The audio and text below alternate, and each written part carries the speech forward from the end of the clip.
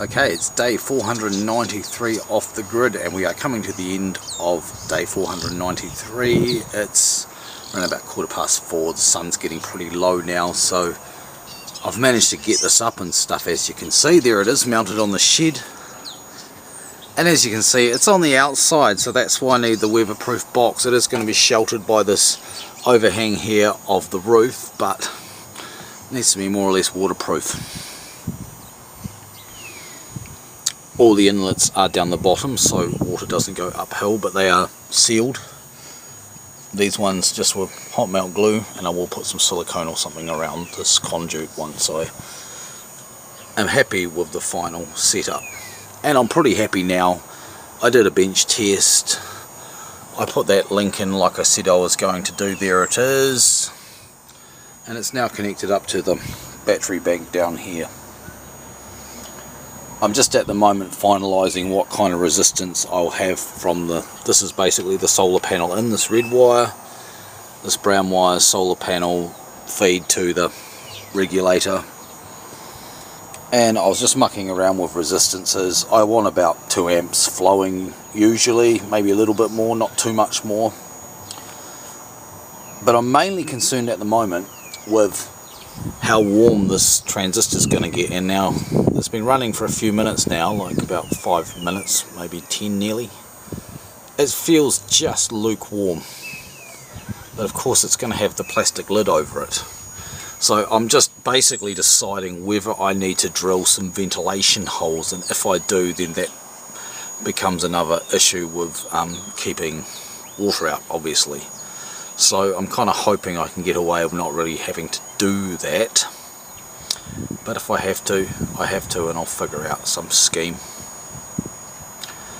But yeah, so to do that, I've basically, well, to test what I'm doing, I tried a few resistances. I'm not trying to calculate or figure out the final resistance today.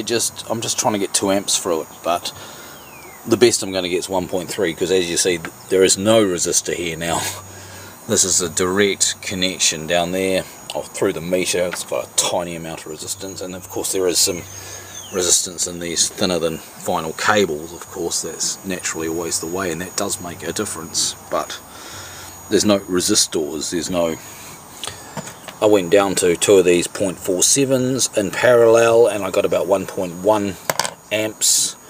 I put this 50 watt halogen and plated them, and I got about 1.3 amps initially, like we're seeing here, but as the filament warms slightly, that sort of dropped down to about the same as one of these, about 1 amp. So I just thought I'll be a devil and just directly connect it.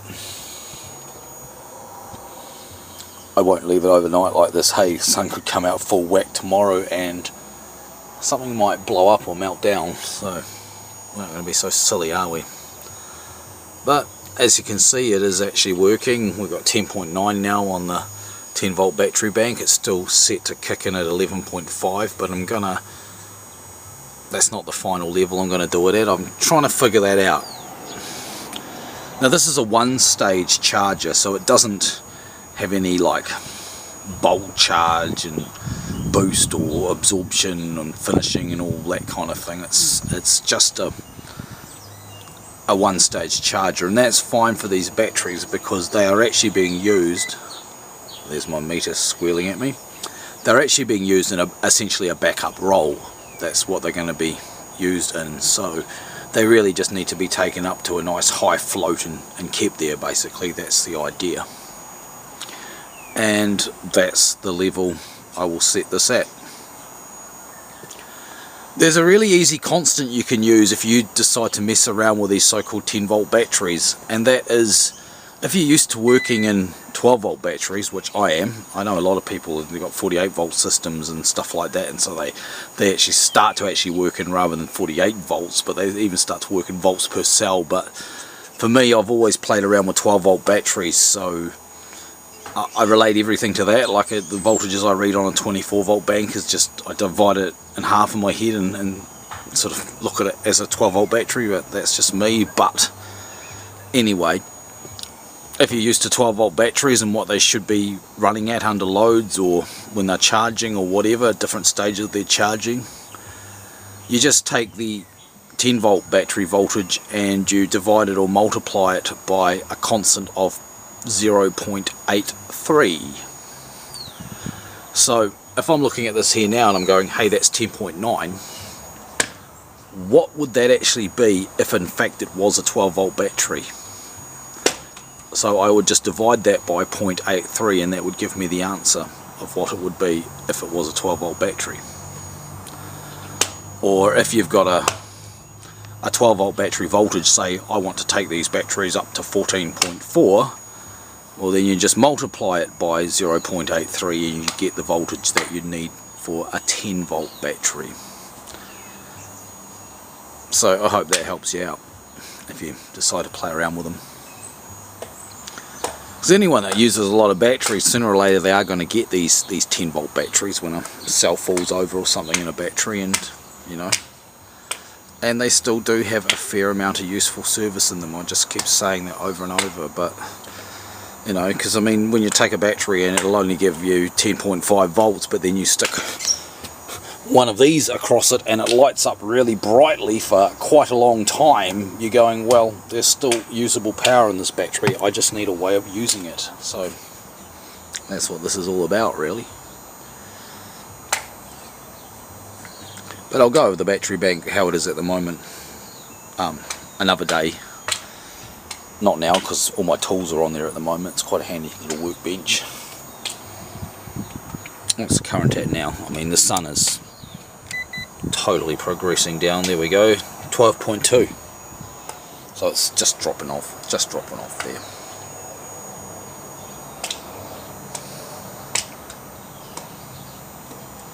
Oh, incidentally, this circuit does not need a blocking diode, because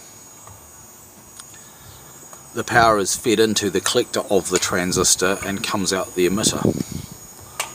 So there's really no great need for a blocking diode. Power can't really take a reverse path through a transistor because it acts like a diode. A 12 volt circuit, it will. Once you start to get over about 13 volts, it doesn't work so well, and a transistor will start to conduct in a reverse direction, like a big Zener diode, basically. But under 12 volts, you can use transistors as diodes, and well, it's kind of being used as a transistor here, but it's also kind of functioning as a reverse blocking diode. A little bit of battery power might go into keeping some of the circuitry alive, but that's just a couple of milliamps or something, so no biggie. I mean, when you think how many milliamps does this LED meter take up, and that's going to be staying on, so there we go. I think that's enough rabbiting on. You want to see this when it's finished. You want to see if I overheat this plastic case and melt it with this power transistor, but yeah, it would have been better, of course, to do this with a MOSFET, because there's always going to be about 1.3 volts at least across this transistor, because you've got the 0.6 volts of its turn on voltage, and it's being driven by a small power transistor, or what we call a medium power transistor there, probably a BD139 I think that'll be, or something similar. So it's really essentially a Darlington arrangement. So 1.2, 1.3 volts drop.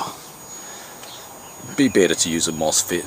If I build another one of these, I'll design it to drive a MOSFET. It's not that difficult to do. It's quite a cool circuit, really. I mean, it's about, if you look at those components there, I mean, there's no chips. There's only 3 transistors being used as transistors if you count the power transistor and the driving transistor, and there's this one over here is being used as the Negistor. A couple of diodes, well, the LED and the diode, which is currently of course wired out, but they act to just offset the threshold of the Negistor so it operates at the point I want, and this trimmer does that too, and adds a little bit of resistance, because otherwise you might lead too much current through. I haven't put a stopper resistor in my circuit, so I've got to be careful not to wind that down to 0 ohms, because of course then I could blow up some of these components. But if you're building it for someone who is less experienced, you'd put a stopper resistor in there so that they could never take all the resistance away. You know, no biggie. This is my prototype too. It's I'm not even sure if I've got a drawn schematic of the circuit, but it's pretty easy. I can just look at these components and I know how I've wired it. But it's a really, really easy circuit. And it seems to work well for the role intended. It's not a super duper 3-stage, you know, MPPT extravaganza. It's just a simple single stage regulator, but it is a switch mode and it is pretty efficient. So there we go. Okay, I said I'd stop, but I didn't. Now I'm going to stop. Okay, that's day 593 off the grid.